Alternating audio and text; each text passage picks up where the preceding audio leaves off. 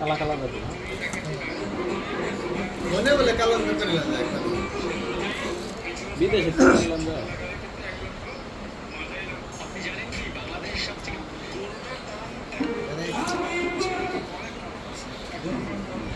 কোনটা বলে করে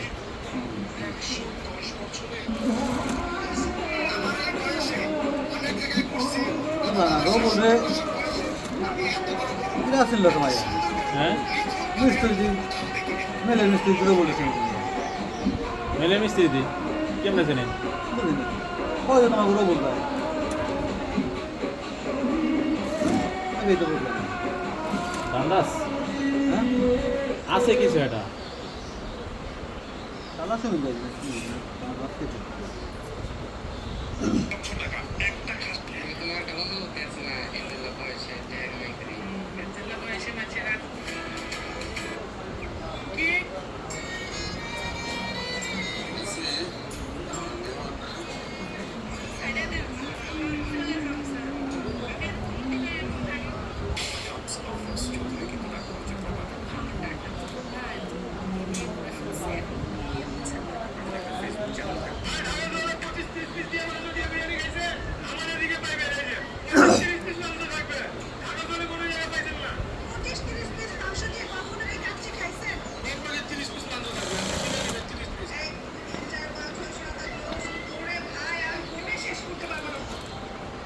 দেশের বরেণ্য আলোচক ও বিশিষ্ট দায়ী আলেম মাওলানা খালিদ সাইফুল্লাহ আইয়ুবীর বাছাইকৃত বয়ান সংকলন গ্রন্থ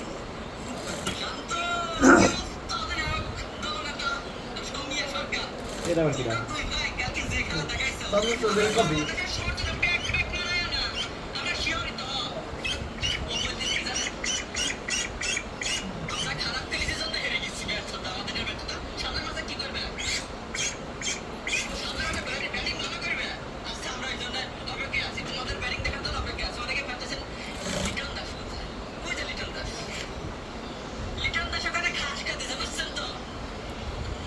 বুঝছেন তো সরকারের কপি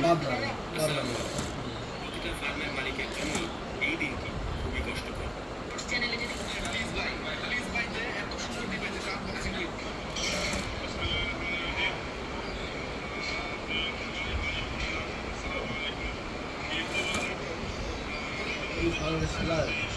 গরু এলাই বুয়া মানে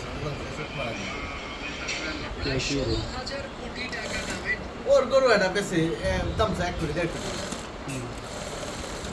ওর ভিডিও দেখে আর যে বড় বড় গরু লাগে দাম খায় এই গরু না গরু যেতে দাম আমাদের দাম কম আবার একেবারে 20 লাখ 25 লাখ 30 লাখ দাম এই শালা আমি নাকি গরু আনা বিমানে চড়াইয়া আইনে করে যে দুর্নীতি বাড়ে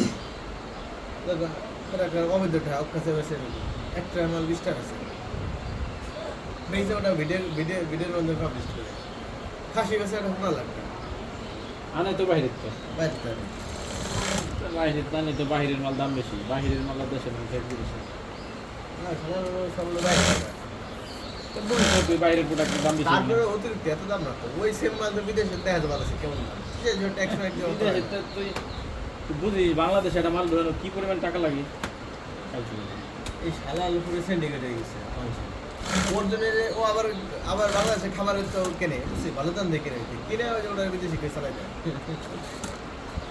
এটাই তো বিজনেস ওই যে এইটার মানে ওই যে তোর বাতা গ্রামে যে লোক ওরা তাকে ইউটিউবের গোয়া মেনে দিচ্ছে গরিবের সমস্যা নেই পরে ও মানে সার্টিফিকেট করে দিয়েছিল সম্ভবত 7-8 লাখ টাকা।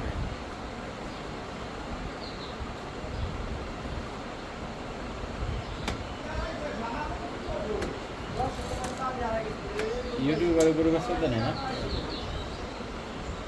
ইউটিউবের কথা শুনে কাস্টমার ইউটিউবের যেমন আপনার দাবাই যায় বলে ভিডিও শুরু হয়েছে বুঝছো? তারপরে উপরে ওটা থাকে না বলতে না তার ইয়ে রে ভালো করতে পারে।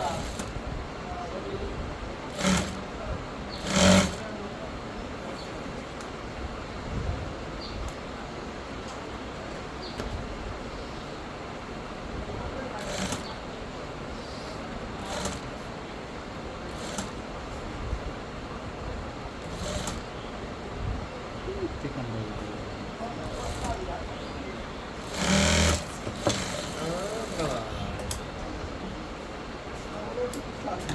বাচ্চারা কি কিনবে এড়ে এড়ে না কখন প্রায় 16 হাত